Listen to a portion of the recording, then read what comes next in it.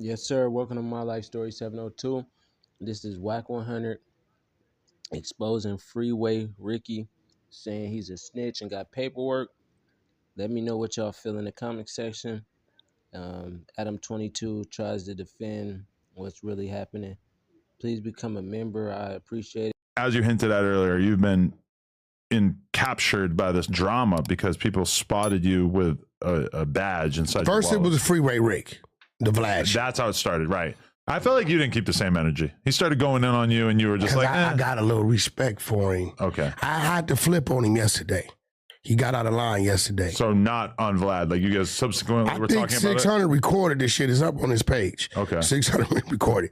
Because he said some weird shit. He said, yeah, I see you're getting the pressure. My Zoe boys saw you in Miami and chased you down and you ran to the cops. I said, where? Miami. Nigga, I wasn't in no motherfucker. Miami. Wait, that's what 600 said about you? No, this is what Freeway Rick said. Oh, okay. I said, bro, you got to be the biggest boat. Now they got Wack sightings in Miami. I ain't been to Miami since I did the Danza shit. That got to be with that Memorial Day or whatever that was. A couple months, right? Yeah. We've been working this building and doing shit around here so much. So but Freeway Rick, he's harmless. He was never known for being like one of those dudes. But the crazy part about it, you know me, bro.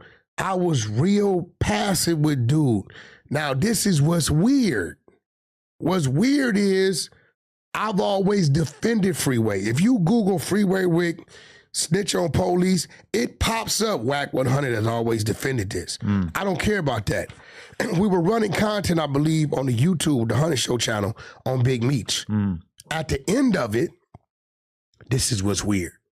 Loose Cannon, right, says Freeway Rick's a snitch too. I say, bro, Freeway Rick ain't told on nobody. That's the police. I don't count that. Nah, he told on some dudes out of Ohio and some this, that. I said, you ain't got to work. I got it. He sends it. When he sends it to me, I read it because we're all on the stream yard. It's like 10 of us, right? This is the first I ever heard of this, right? Because it's Freeway. I didn't even dig into it. I did some bitch ass shit. I did some selective politicking things. It been people on Clubhouse wanting to expose Freeway and I wouldn't let it happen, right?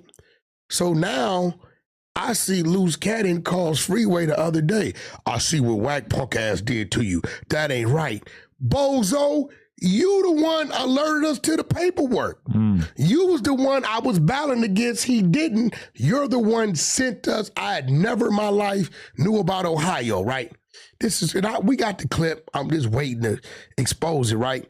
So I had this call on the expose. I'm like, Rick, I let it go. Nah, man, if you say it, where it's at? Ain't nothing that ever says that, this, that. I let it go. He called my bluff on Vlad. I'm a man with an ego. It's a lot of people looking. So we sent him his paperwork. And how's the paperwork looking? Oh, you want it? I sent it to you. But give me the gist of it.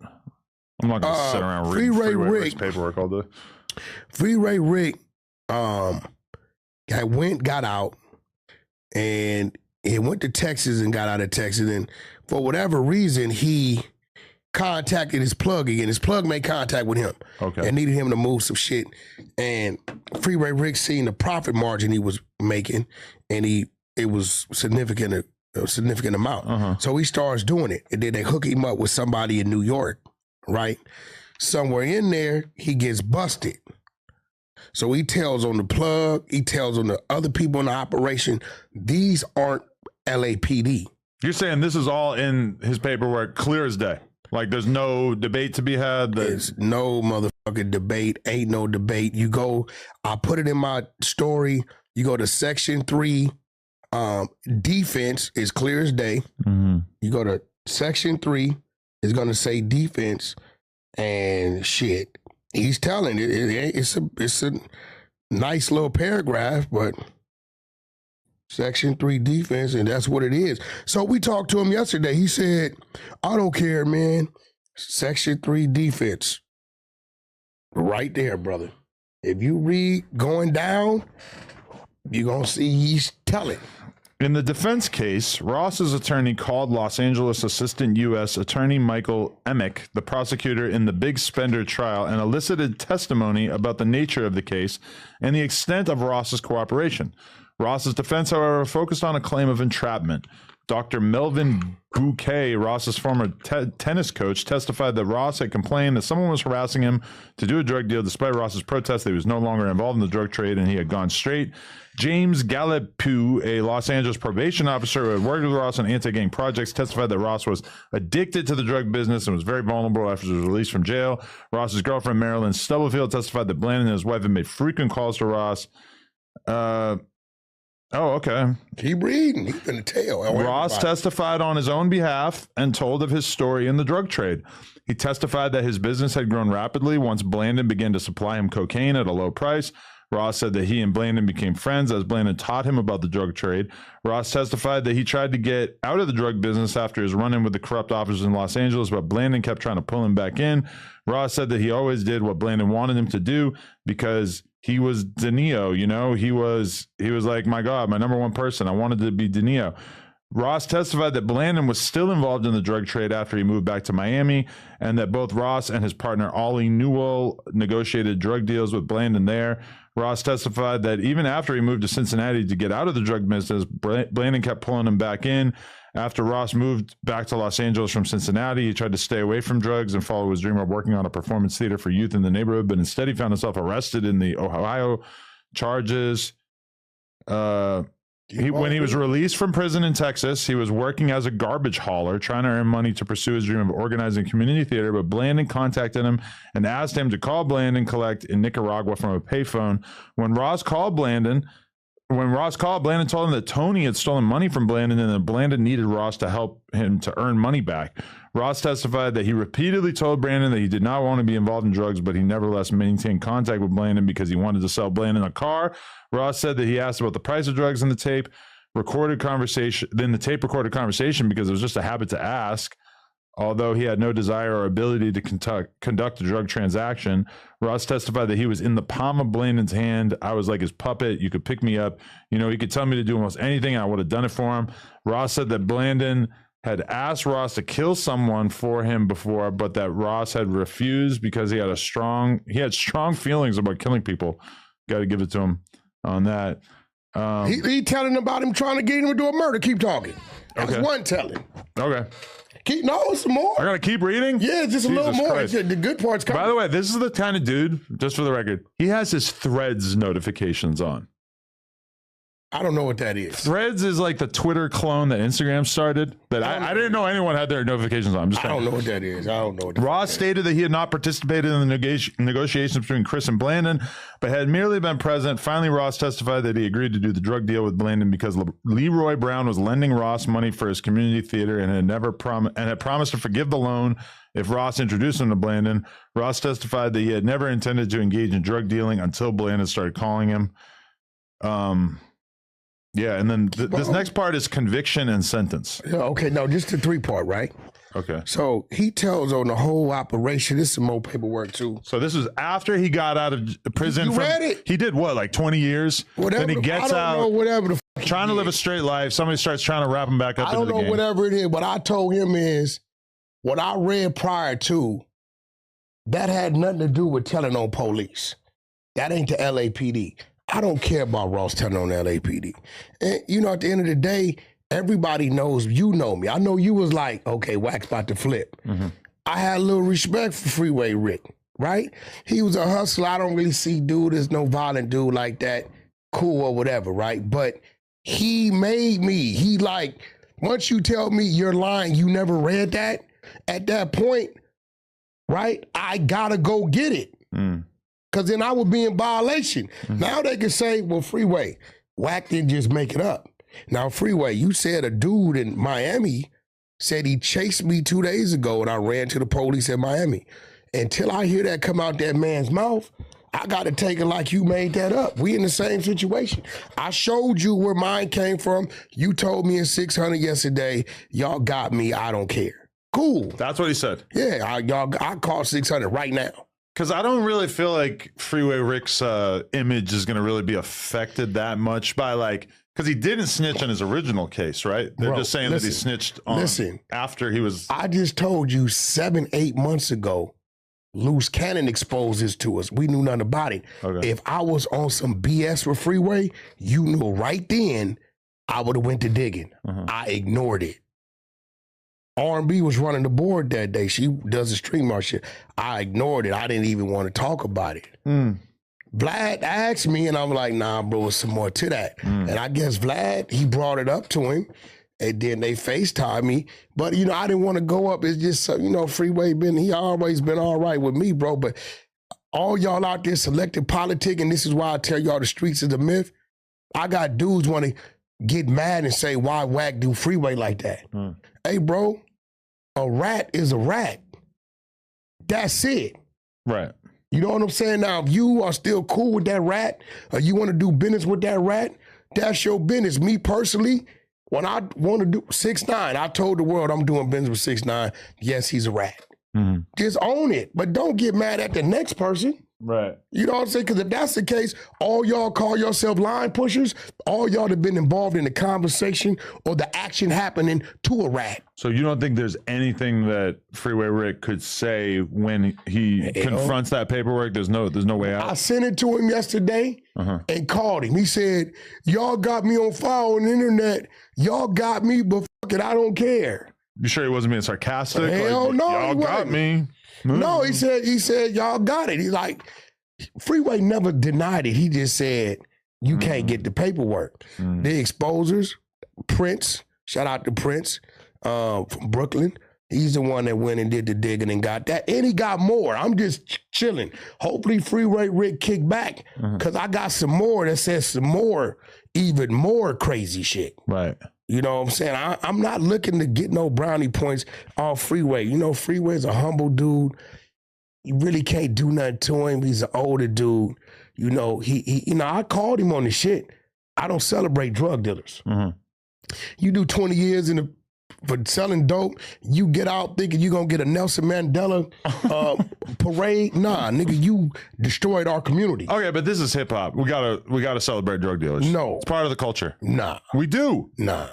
No, we do though.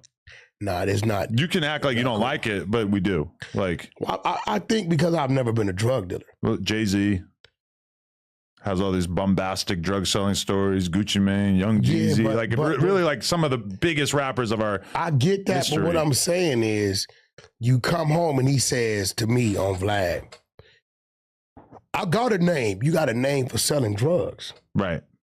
See, Gucci Mane them or Jay-Z them got a name for being rappers. Right? Yeah. Rappers. You got a name for selling drugs, nothing else. Now, if you want to celebrate something, celebrate how you got out, found a way, whatever it was, to take care of yourself without selling drugs. I will applaud you for that. But I'm not giving you no credit. Big Meech for BMF should thank 50 because what he can beat his chest about is he turned that into a real business situation and it helped his son get on. So I give him that. But the overall thing, this idiot tried to tell me crack didn't affect the babies. Wait, really? Did you hear that? No. He said a pregnant mother smoking crack didn't affect the babies. They showed y'all alcohol babies on the camera, not crack. Are you dumb? But alcohol and crack probably both have very both. But what I'm saying is he tried to debate with me that a pregnant mother smoking crack did not affect the child. I don't know how you justify that. Because dude probably got about a 8th grade education. Right. A lot of dudes from the streets left school and went to hustling. A lot of people. Right? And for him to understand and believe that, he's still trying to justify his wrong. They could just own it. That's it. Man, I like Rick, so hopefully he's got a good alibi associated with all this. He don't. He just need to be who he is because the bottom line is the people that deal with him gonna deal with him. The youngsters that don't know him don't know him. But is his excuse gonna be like, I didn't take part in this criminal conspiracy. They just asked me to, and I said no? No, because he told on the plug in New York, the dude in Miami, and dudes in Ohio. So these are people that he actually did do business with. He told on them. He did business with them. And his whole thing was, they forced me to do the business. Man, you don't tell nobody, dude asked me to have somebody killed. Right. Like, nigga, what is you talking about? It's just real. So, look, if you fuck with Rick. I still fuck with Rick, but you use a rat. So, you know, I don't deal drugs, but if I was like into that lane, I would know not to have them discussions or anything around him, period. Yes, sir, everybody. Welcome. This is the job I'm doing. Yes, sir. This is the guy who's teaching me well. Not me. Yes, sir. Hey, this is my buddy. Yes, sir. You're gonna be on my YouTube now. Oh, up here doing a deep clean, man. Got the foam up this shit, man. Got the foam stick in my hand. You know, we up here overtime. Did Saturday, Sunday, OT. I've been working 7 days straight. Maybe 7, 8, 9, 10, 11, 12 days straight, man. I'll be working. Much love to everybody. I hope everybody having a good one. I hope everybody enjoying themselves. I hope everybody enjoying their 4th of July that's coming up, man. Much love to everybody. Yes, sir. Deep cleaning, man. It's another day. We back at it, man. You know, big pellet. We back at it, man. It's my life story 702. I just want to say thank you to everybody that's been showing love and support to the channel, man. It really mean a lot to me. And yeah, let's just keep it going, man. Keep it going. Keep the hard work going. Um, I just want to say I appreciate everybody that's been showing love to the channel. You know, I see I'm growing real slowly but surely. I see the channel is growing. And all I can say is thank you guys, man. It means a lot to me. If y'all don't know, I just want to let y'all know it really means a lot to me and my family that y'all showing love to the YouTube channel, man. It really, you know, I can't complain. So thank you guys, and I hope everybody having a blessed one, man. Much love. It's gonna be a long day for me again, you know. What I walk into. So guys, pray for me, man. It's another day. I hope everybody making sure they, you know, keeping a lot of water in their system. You know, summer is arriving.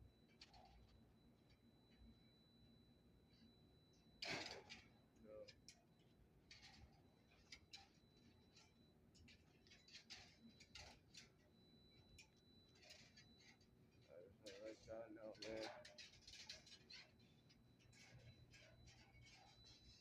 It's about to be a hot summer. You know, another little pal that they got ducked off for me in the cut. You know, another little pal.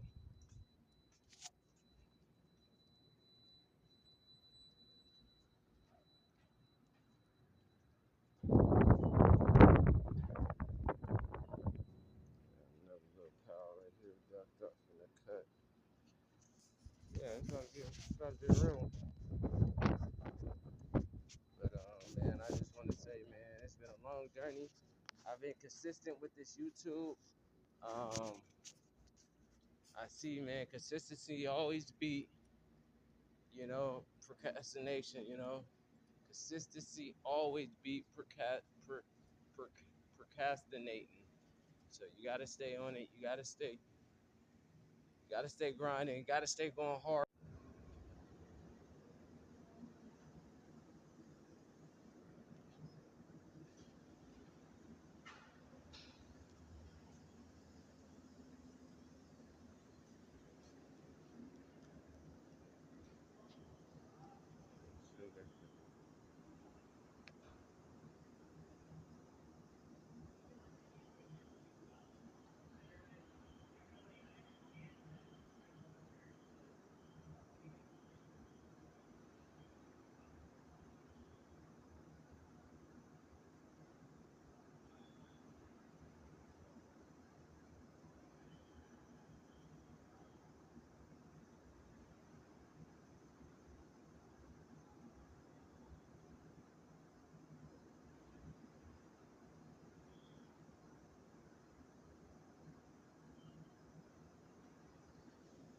jerky.